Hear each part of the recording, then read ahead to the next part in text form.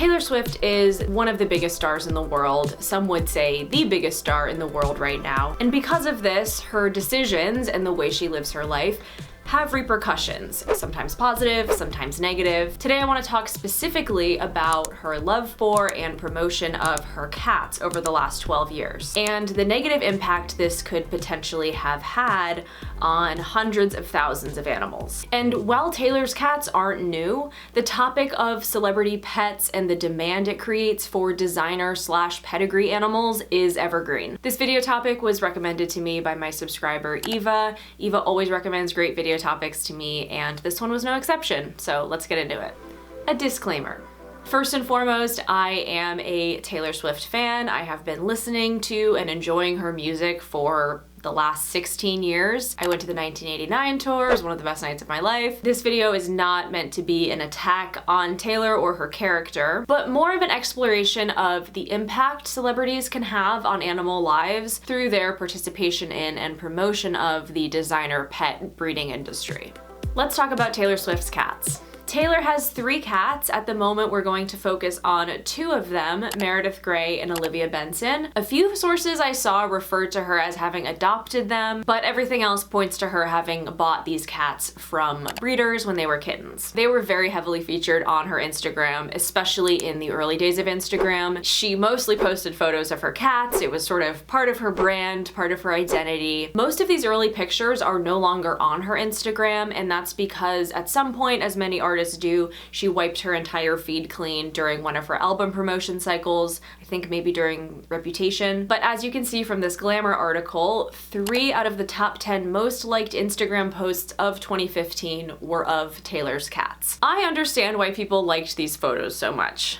Cats are cute, especially if you're a cat person, which I very much am, and her cats are no exception. I would argue a big part of their cuteness and appeal is their unique look, that they look different from other cats. And that's because of the specific breed they are, which is Scottish Fold. As many people have come to learn, and as I'm going to discuss today, that method of breeding is incredibly inhumane. This means that Taylor unintentionally, at least I'm assuming it was unintentional, promoted and created a huge demand for an inhumane type of breeding. Breeding versus adopting, and pets versus companion animals. Let's discuss the concept of buying a breeder or designer pets versus adopting, which are basically the 2 main methods of acquiring a companion animal. I just want to say for reference, lots of animal rights activists and advocates prefer the terms companion animal and guardian to pet and pet owner. We'll get into more of that conversation later, but if you hear me using those terms, that's what they mean. And when I say designer pets, I'm talking about expensive breeder/pedigree pets, similar to a Scottish Fold cat or a French Bulldog, etc.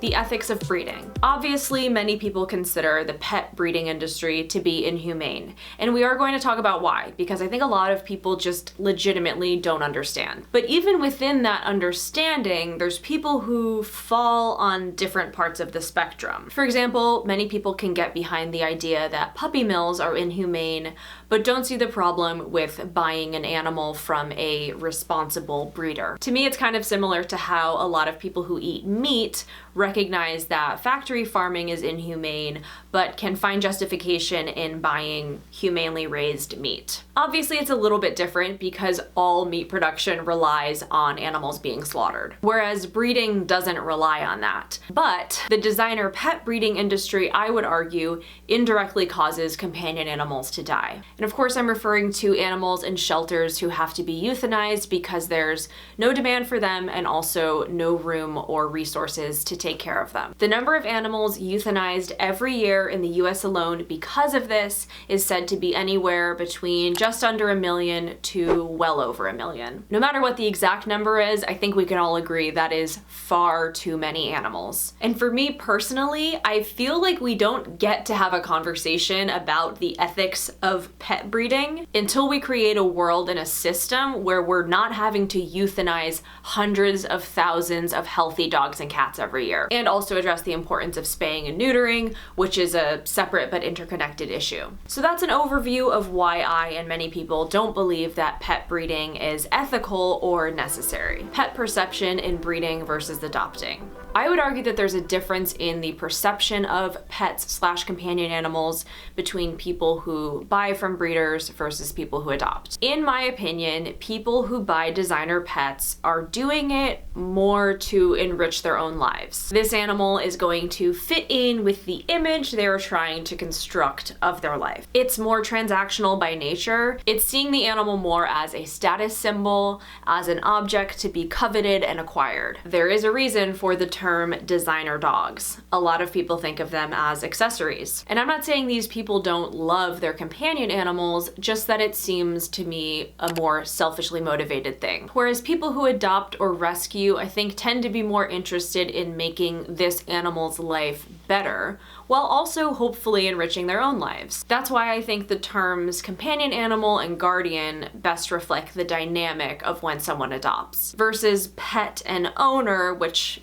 obviously implies ownership. This is a material object that I own. Breed-specific rescues. Somewhat unsurprisingly, I think sometimes people will buy designer pets not having done a ton of research or preparation for what they're getting into, not being prepared for what they're signing up for, and end up giving the animal up.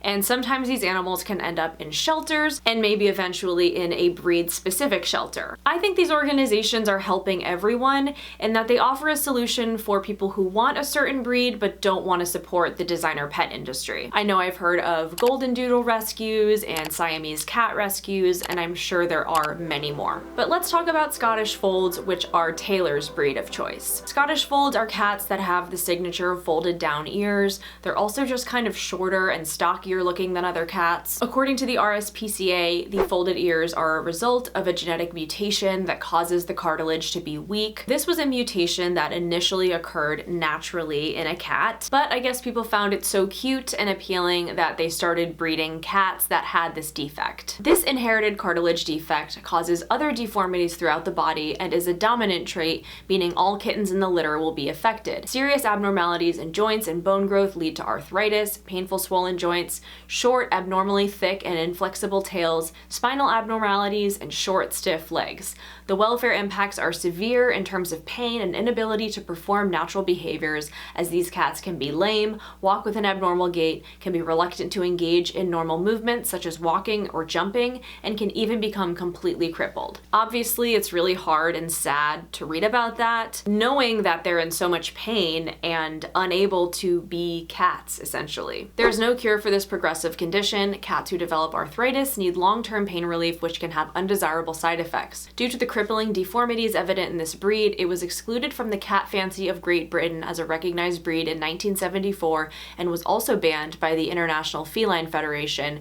Breeders in the US persisted, however, what a shock, and have attempted to improve the health of the breed by never breeding Scottish Folds together, but instead crossing them with either American Shorthairs or British Shorthairs. Half of the kittens born from these matings still have the folded ears, however, which means they will develop the painful disease. I can just imagine that breeders in the US use that as a marketing ploy of like, oh no, we do ours differently, we never breed them together so it's more ethical, and then people feel good about getting them when really it's just like, if you get one with folded down ears, the cat's still got all the problems. I came to learn that many countries have banned the breeding of Scottish Folds. Reading all of that, it's hard to imagine that anyone would willingly pay for this, especially a self-proclaimed cat lover. Now, am I saying Taylor Swift is evil because she paid for this? No. I'm assuming she had little to no idea about any of this. She was in her early 20s when she bought Meredith.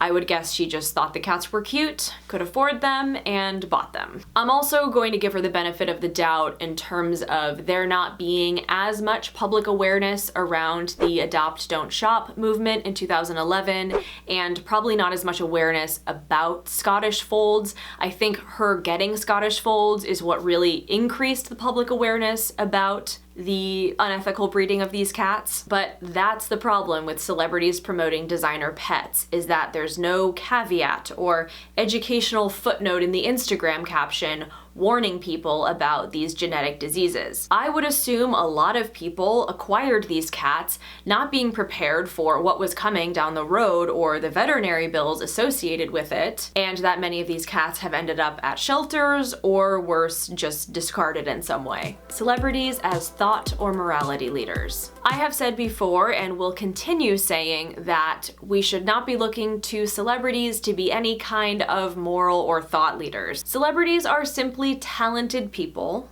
some more than others, who have been given an opportunity to showcase their talents on a large stage and have been heavily celebrated and financially compensated for it. Many people, especially in the US, tend to idolize celebrities or put them up on a pedestal and find their lifestyles aspirational, including the types of pets they have. I imagine for some, the thought process is, I may never sell out stadiums like Taylor Swift, and I may never have a private jet like Taylor Swift, but at least I can have the same cat as Taylor Swift. Maybe that makes people feel special in some way, or at least closer to their favorite celebrity. If you know better, do better, and undoing the damage. Taylor, along with Ed Sheeran, who also has a Scottish fold cat, have both been called out by animal welfare organizations over the years, giving Taylor the benefit of the doubt that she didn't realize the consequences her promotion of Scottish folds would have.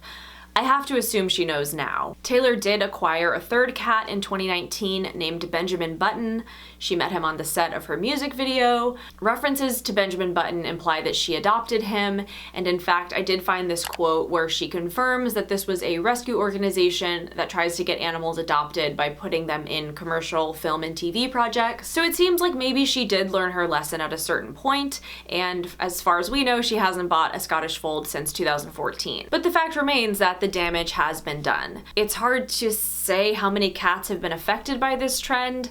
I would guess it's in the hundreds of thousands. And while I appreciate Taylor adopting her third cat, I would love to see her take a more active role in undoing that damage. If she does love cats as much as she claims to, it seems an obvious platform for her to become a champion of adopting cats or promoting animal rescue organizations, and strongly and boldly denouncing the cat breeding industry, specifically of Scottish folds. And maybe she's done a lot behind the scenes, maybe she's donated money, but at least publicly, she hasn't been nearly as loud about undoing the damage as she was about promoting her cats in the first place. I'm not calling Taylor a bad person, but for me it comes down to the if you know better, do better phrase, or when you know better, do better. Should we expect Taylor to be perfect? As a public figure, I would imagine there's so much expectation on her from so many different groups and causes. She's even expressed in her music that she's aware she's not perfect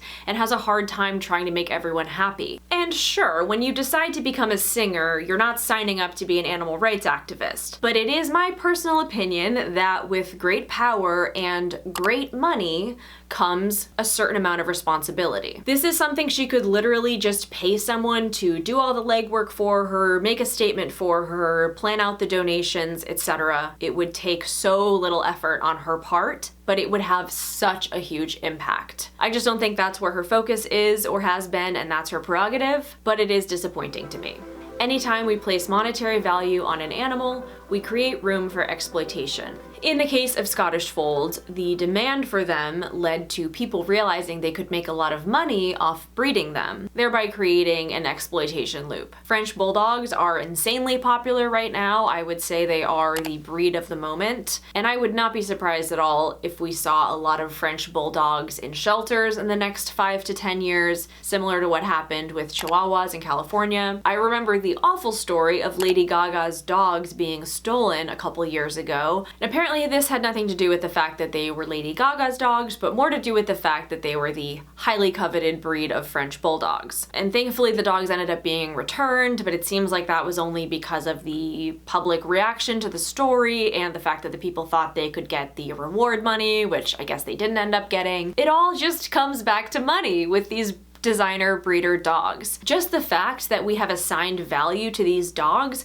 means that they are more prone to danger. I remember at that time there were so many stories of designer dogs, especially French Bulldogs, being stolen from their homes, from their yards. There was also the horrible story of a dog being poisoned at a dog show back in 2015 and dying. I found this quote about that and I found it really interesting. Although Jagger has been valued at about $75,000, he was invaluable to the family, who frequently used him as a therapy dog, volunteering with others. I believe this was a tragedy to the family, but I don't think Jagger was killed because of his sentimental value. I think he was killed because of his $75,000 sperm. We're literally assigning value to an animal based on their breed and pedigree. And as far as I know, we don't know the exact reason he was poisoned, but it wouldn't be surprising to me if it was so that the humans who stood to make money, if the competitor were to win, wanted Jagger out of the way. All of this supports the point that when we assign monetary value to animals, we are setting them up for potential danger and exploitation. The breeding industry and celebrities' complicity. I'm sure there are many breeders who are lovely people and love and care about the animals they're breeding, but that doesn't change the fact that they are making money off of them and that they're operating within a corrupt system. And any celebrity who A, chooses to buy one of these animals and B, chooses to make that animal a large part of their public content is, in my opinion, complicit to the exploitation. Either by putting the actual animal's life in danger by making them a target, or by bolstering a corrupt industry that literally thrives on furthering genetic mutations that put these animals' health and well-being at risk. In conclusion, there are many celebrities who have designer pets. It's not just Taylor Swift or Lady Gaga. There are also celebrities who have adopted and are very vocal and outspoken about adoption, which is great and a wonderful antidote to celebrities who have been less responsible in this way. I can only hope that the celebrities who have been complicit in promoting these dangerous breeding practices will at some point prioritize overcorrecting their past participation. I want to give grace because I know a lot of people just don't know any better, but I also want to hold people responsible when they do know better. And I can only hope this video helps raise that awareness. Let me know your thoughts on all this. I feel like I really only scratched the surface. There's so much to say on this topic. Thanks for watching. Please like this video if you enjoyed it or found it thought-provoking. Subscribe to my channel for more of my content. Hit the bell so you'll be notified when I upload. Look forward to hearing your thoughts, and I'll see you again soon. Bye!